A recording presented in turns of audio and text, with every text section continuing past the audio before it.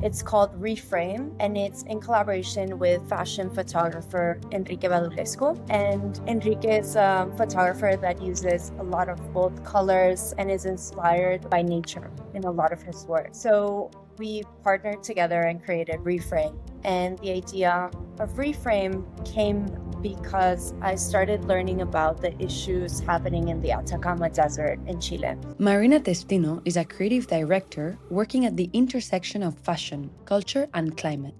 After starting her career in the traditional fashion industry, Marina shifted her focus towards transforming it from within. She's the founder of Point of View, a consulting agency focused on sustainable transformation, and a vocal advocate of conscious consumerism. Welcome to Reinventing Capitalism, the podcast where I, Claudia Thomas, decode the success of for-profit impact businesses through the stories of their founders. Our goal is to inspire you towards a purpose-driven career, because life's too short for boring jobs and soul-crushing corporations. Quick note before we get back to the episode. Just give me 30 seconds of your time.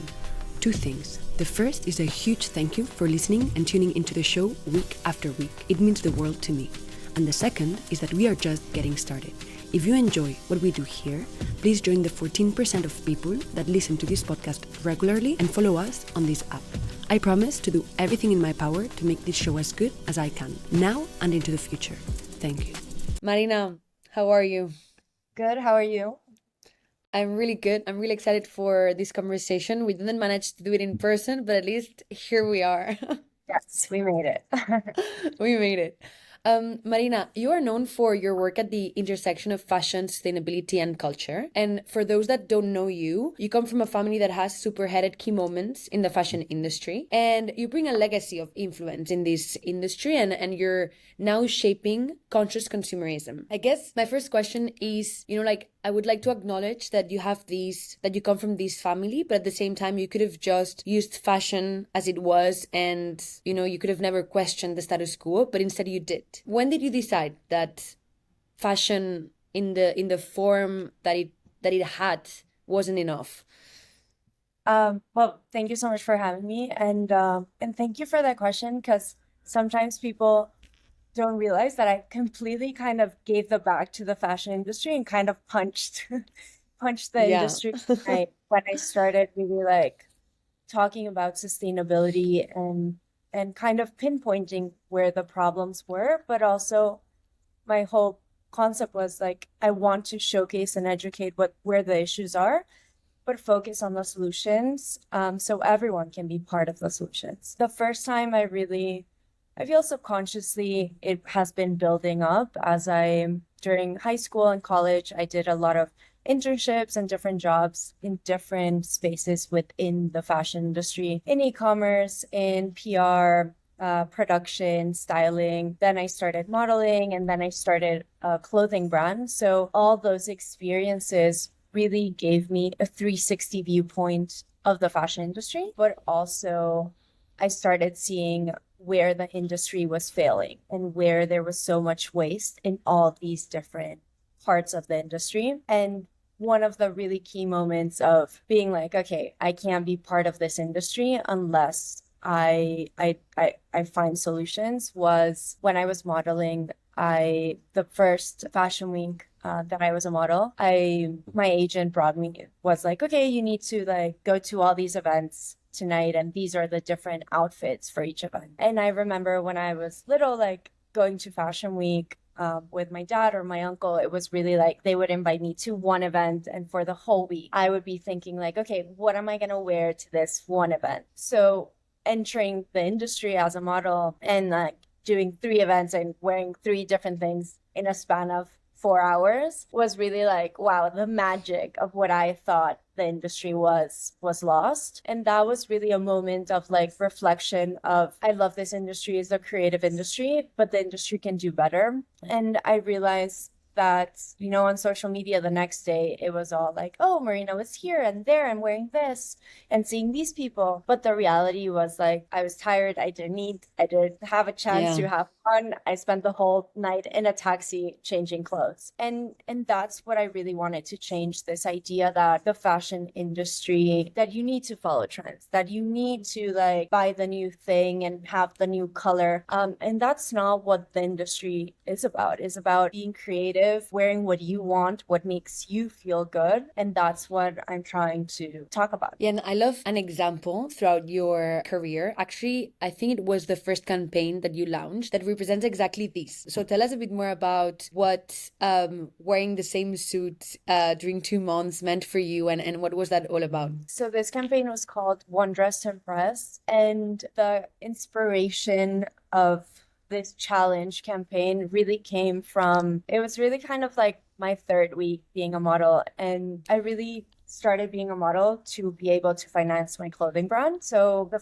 one of the first events that I went to, the brand sent me the lookbook and told me, choose whatever outfit you want to wear to the event. And I chose this red suit. And 2 weeks later, the same brand has a new capsule collection. And they're like, okay, come to the event, choose what you want to wear to the event. And I just told them like, actually, I have my red suit from like 2 weeks ago. I'm just going to wear that. And I went to the event and I had 3 people come up to me just to tell me like, you wore that 2 weeks ago. And I was like 23 at the time. So and I had just started modeling. So for me to like 3 different people, all older than me, to come up, and like 2 were women, but 1 was a man. So I was like, oh my God, I did something wrong. I don't belong in this industry. I don't know how I'm not doing it correctly. And over that week, that thought really kind of came up. Stuck with Throughout you. that week. Yeah. And then I realized, like, why do I need to please other people? Why do I need to dress and please others? I want to wear what I like, what I feel comfortable in, what I look good in. And the fact that people felt the need to come up and criticize a 23-year-old for repeating an outfit doesn't feel good. So I was like, you know what? I'm going to wear this red suit every day for 2 months and talk about it. Talk about the growth of fast fashion, the pressure that women have to constantly be on trend, look different, look correct, and really push against the taboo of outfit repeating. And what did you learn after these 2 months? Like, I guess there must be something that changed within you, because wearing the same outfit for 2 months, it's something that I don't think I've ever seen anyone do. So it was actually, I mean, first of all, everyone around me was against it. Like they were like, what the fuck are you doing? Yeah, Like, I can why? imagine. Especially like, again, as I mentioned, I come from a family that is in the fashion industry. So they were like, Marina, like, what are you doing? Um, but um, but it's subconsciously like, it's great. You just wake up, you know what you're wearing, you put makeup on, and you go. Like, you don't waste all this time like changing clothes, deciding on outfits. And also, it really changes your mentality on consumption.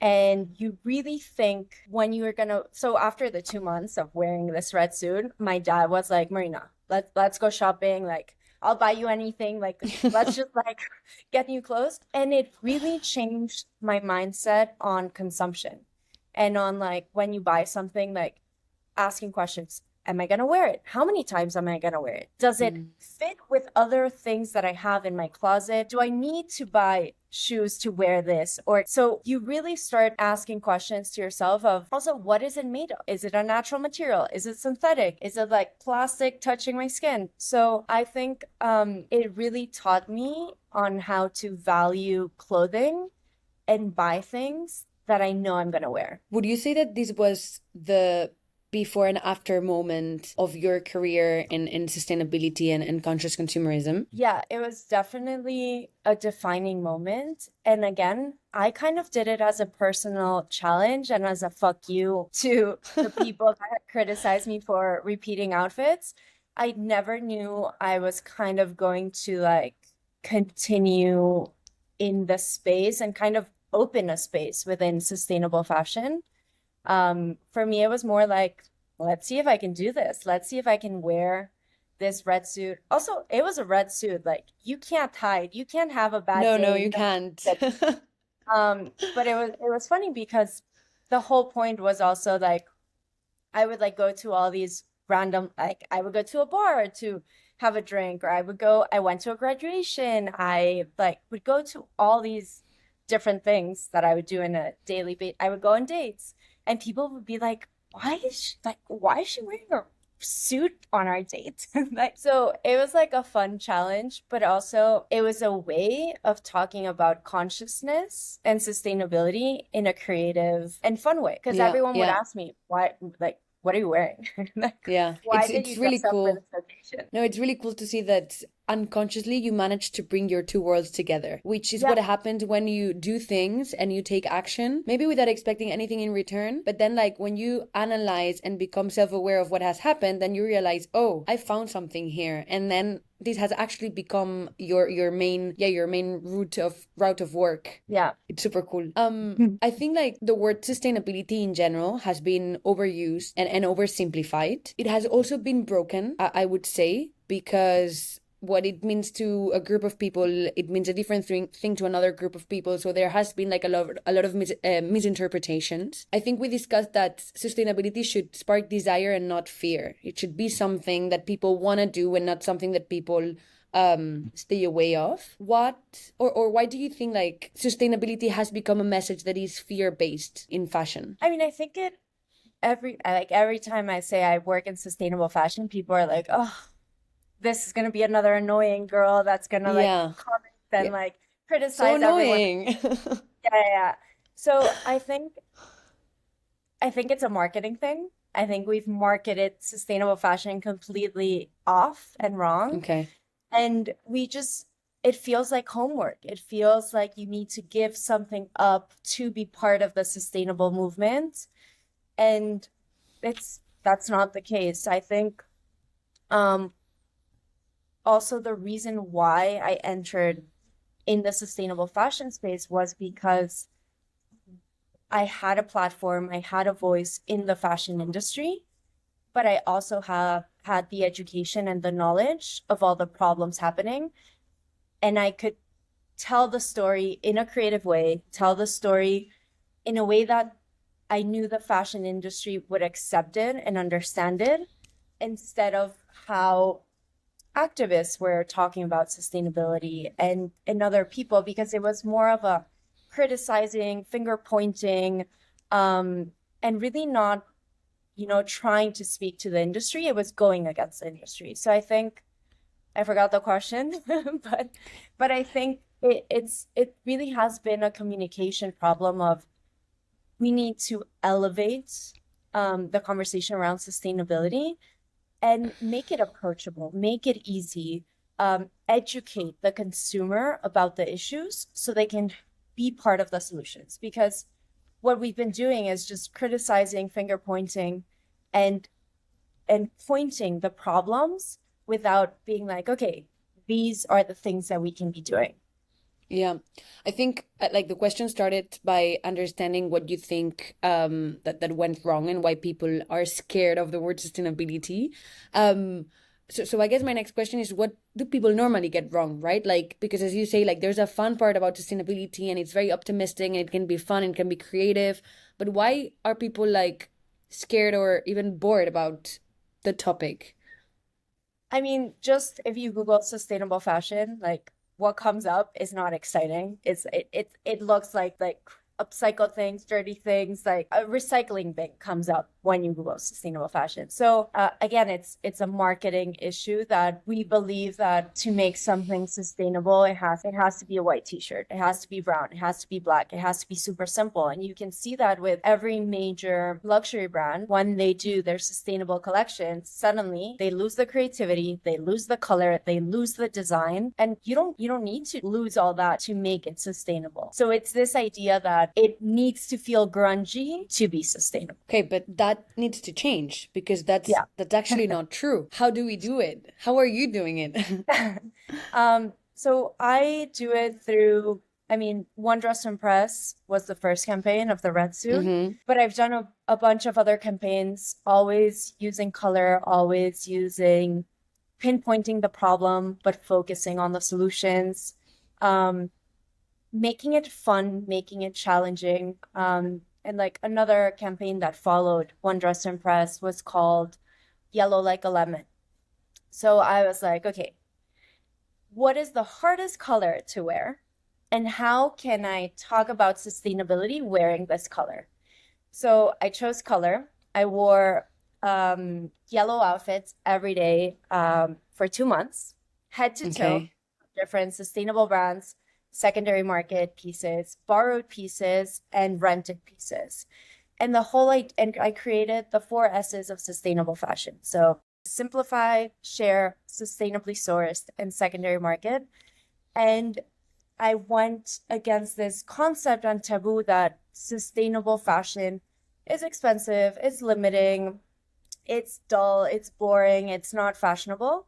So yeah, so all the outfits in yellow. I borrowed pieces from friends, rented pieces, found secondhand pieces, and then looked into sustainable brands. And I launched this during Paris Fashion Week, and it coincided with Gilets jaunes in Paris, which was the Mm, yellow jackets movement. yeah, I remember. So it was so a lot of people were like, wait, is Marina in the Gilets jaunes movement or what's What a happening? coincidence. But yeah, but it was, it's a different way of talking about conscious and sustainable fashion than like, oh, like you need to wear this and you're doing this wrong. And it's really making it fun, making it colorful, focusing on solutions and education. All of my work really focuses on educating the consumer so they're aware of what are the problems and how they can be part of the solution. Yeah. On that note, you're someone that you use art and storytelling to educate. And that brings me to your exhibition, the Reframe exhibition at Zonamaco in Mexico City. What's the conversation that you're trying to create with this exhibition? Yeah, so this is the second time we're doing the exhibition. It's called Reframe, and it's in collaboration with fashion photographer Enrique Badulescu. And Enrique is a photographer that uses a lot of color, bold colors, and is inspired by nature in a lot of his work. So we partnered together and created Reframe. And the idea of Reframe came because I started learning about the issues happening in the Atacama Desert in Chile. So the Atacama Desert is a huge desert in Chile, and suddenly and it was discovered an illegal dump of clothing in the middle of the desert. And the difference between the dumping of these clothes versus what's happening in Ghana was that most of the clothing was completely new and with tags on. So it meant that these pieces were not even able to leave the store. They were already dumped. How's that different? How does that differs from what's happening in Ghana? So in Ghana, it's the clothing that arrives to Ghana it's broken, it's dirty, it's used, it's like really unusable. In Chile, it's an illegal dump of completely new pieces with tags on. Like they just like couldn't sell them and were like, let's get rid of them. And the problem became so big that the reason why this was discovered, it's because from satellite, you could see these mountains of clothes. Wow. So once I discovered about this, I called Enrique and I'm like, we need to bring this to the conversation in the fashion industry, and we need to make an amazing like photo shoot like in the mountains. Like we need to go there and shoot. It was very tricky to go there and shoot, and it's illegal. Why? So I mean, it costs money to go there, get a team and shoot, but also I was in conversation with the Chilean government, And they're like, okay, we'll like help you and send the military when you go there because it's like dangerous. And I'm like, you know what? We're just gonna replicate it in a studio in New York. So the main image of this exhibition is a mountain of clothes and me naked on top. And really Wow. talking about like, the fashion industry is a beautiful industry, it's a creative industry, but we have issues and we need to change these. And Reframe, the name has two different meanings. One is reframing how the industry works, how the supply chain, how they pay labor, where they're getting their raw materials. And on the other side is reframing how we talk about sustainability within the fashion industry. We need to make it exciting. We need to make it approachable. We need to make it fun and accessible for everyone. Which is the medium that works best for you, or that, in your opinion, has more impact when it comes to education? I think, yeah. No, I was gonna say, like, is it social media? Is it physical art exhibitions like Reframe? Like, what do you think that impacts more the audience? I think I'm kind of right now with Reframe, when I did in New York, also combining different things. So it's creating connections, bringing people together, arts, education. It really is a mixture of different things. And when we curate the show, we bring people together. So with the images, you see the problem because visually you see me in a pile of clothes, you see me inside of a mountain of boxes for the packaging problem. I'm wearing a green dress made out of green plastic bottles. So like all these images, I don't need to explain you anything. You see the image and you immediately understand like, wow, yeah, I order in Amazon every week and I get 20 million packages. Or like, yeah, like every time I'm in the street, I'll get a single-use plastic. So it's inspiring change through art without feeling the guilt of someone telling you you're doing something wrong, but you're looking at a beautiful picture and you're like, yeah, that is an issue. And with this exhibition, we always try to incorporate different artists and different installations, also with the same messaging, trying to make it more interactive, trying to bring people together from different worlds, from the art world, the fashion world, the sustainability world, and making them connect in a room. What is the one... Hi, can I ask you a quick favor? Every week, we dive into the stories of founders that do more than just make money. Our mission is to prove that a career in impact can be both purposeful and financially sustainable. If you believe in creating meaningful work, share today's episode with one friend who's ready to make a difference. It would mean a great deal to me. Your support is what keeps this show alive and growing. Thank you. behavioral change that you would like to see from the people that come to the exhibition? I mean, I just think be open-minded, being open-minded to receiving information and being willing to be educated around the issues and just taking away, you go to this exhibit, you see the images and taking away like, yeah, maybe I should be more conscious every time I use single-use plastic or every time I'm going to buy something new. And there's a series of questions that you can just ask yourself before you buy something. How many times am I going to wear it? Do I have something similar in my closet? Can I complete an outfit with what I own in my closet, or do I now need to go buy a new bag, go buy new shoes, go get a new t-shirt to complete this outfit? And then like, where's it coming from? Where is it made? What is it made from? And asking these questions, you do understand like, okay, I'm not going to buy it. Or yeah, actually, I will buy it. I know I'm going to use it. Okay, so open-mindedness and asking yourself the right questions before actually buying stuff that you might not need. Yeah. One of the main goals of this space of reinventing capitalism is to help people find work with purpose, because nowadays you can have a job with purpose without giving up your financial stability. But a lot of people that I speak with have found this purpose after a burnout or after a crisis. You found your purpose kind of out of awareness, of inspiration, of observing what was happening around you. What's one piece of advice for people to learn to listen to themselves, to be self-aware earlier, and to not be scared of doing so? I was super lucky because I found it as I was entering the working realm. So I didn't I really found it really early. But I think you don't need to leave everything from one day to another. You start at home. You make a difference. Even if you don't think so, you do make a difference by just starting with your friends, starting with your family, and teaching them or them teaching you, because it does trickle down. It does, the mindset does. You tell one person, like, hey, you should be more conscious one mind stuff, and they do, it does resonate. Or even like something that I love doing in when I go to a restaurant or hotels, and they'll give me a plastic straw, and I'm like, hey, can like I think we should rethink.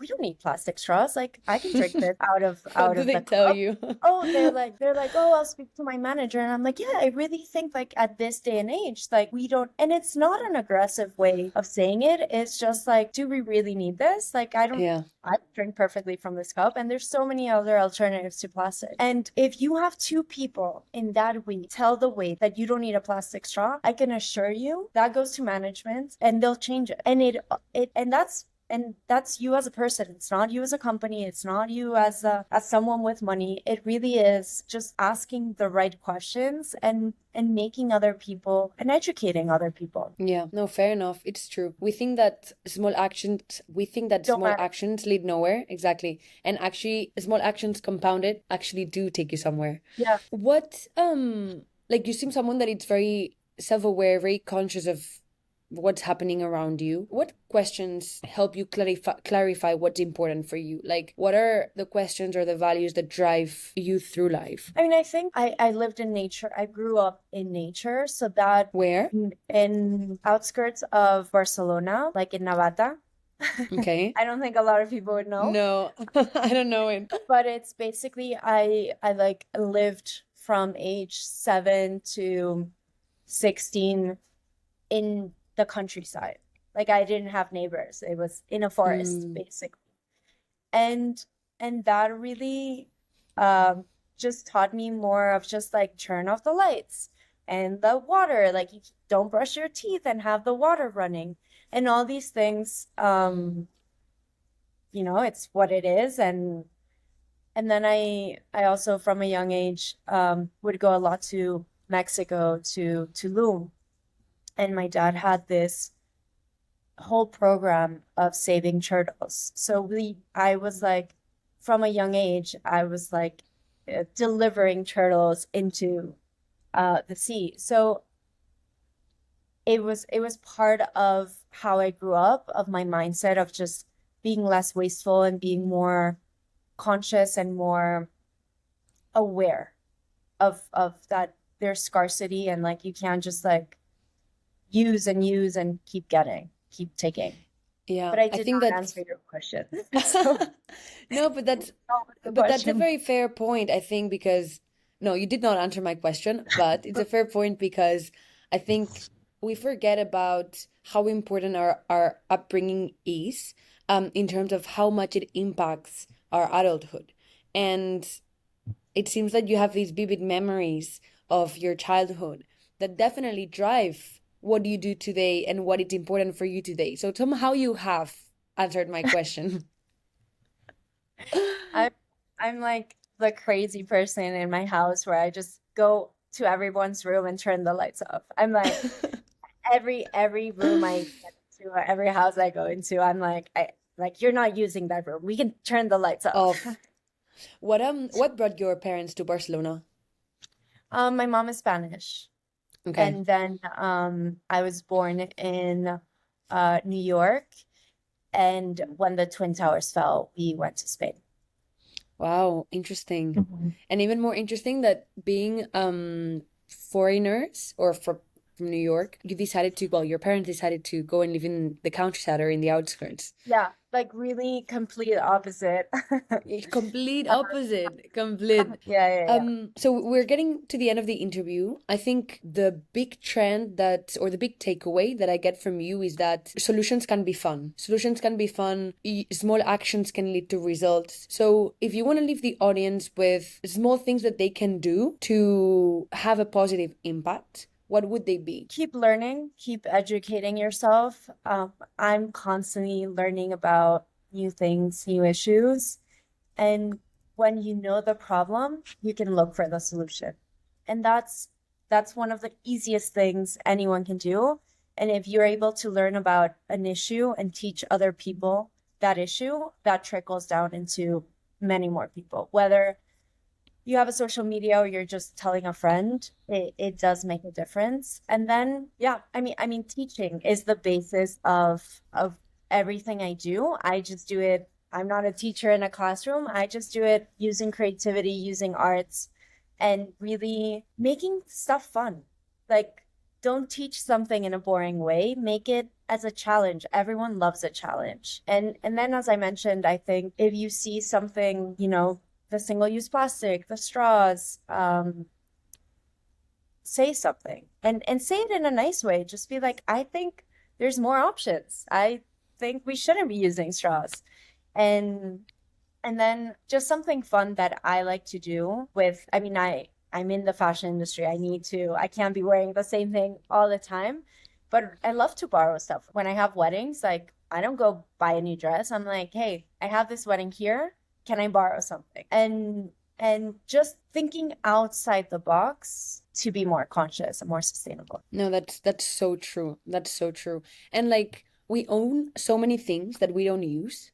Yeah. Like Yeah. honestly, like my friends could be wearing my clothes for like 1 or 2 years and they wouldn't have to buy anything and they could just borrow it from me. Like I'm pretty sure about it. And I'm someone that I buy secondhand a lot. I sell a lot of stuff. Like I try to be net zero. Like literally, if something gets in, something comes out, goes out. or the opposite. Like when something comes out, something can come in, but it's likely going to be secondhand. And still, like it's just like this accumulation of things throughout the years that we really don't need. Yeah. I'm actually in Mexico now, and for the 3 days it's been really cold. And I just told my friend, like, I'm going to your house and I'm gonna borrow a bunch of stuff, bring it to my Airbnb, because I'm not gonna buy something for I'm the not 3 giving days. you an option. And she's like, okay, but like you need to choose from the stuff that I don't wear. And I'm like, yeah, sure. Yeah. Yeah. Well, I probably that will help her do the same with her other Yeah. friends whenever Yeah, no, she has the need. yeah. Yeah. She realized she doesn't wear a lot of stuff because she gave me a lot of her stuff. She's like, actually, I don't wear any of this. And I'm like, perfect. I'll borrow it. That's also a good way of realizing, exactly. Yeah. Because when you borrow stuff and you forget that you don't have it anymore I at love it. home, Yeah. you can let go of it. Yeah. But yeah, Marina, thank you so much for your time.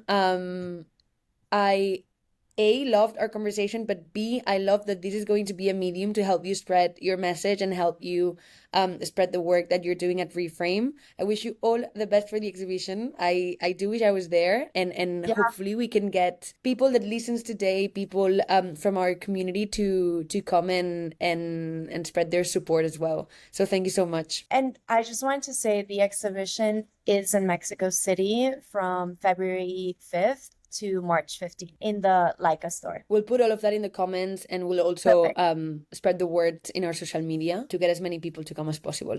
Amazing. Super. Thank you.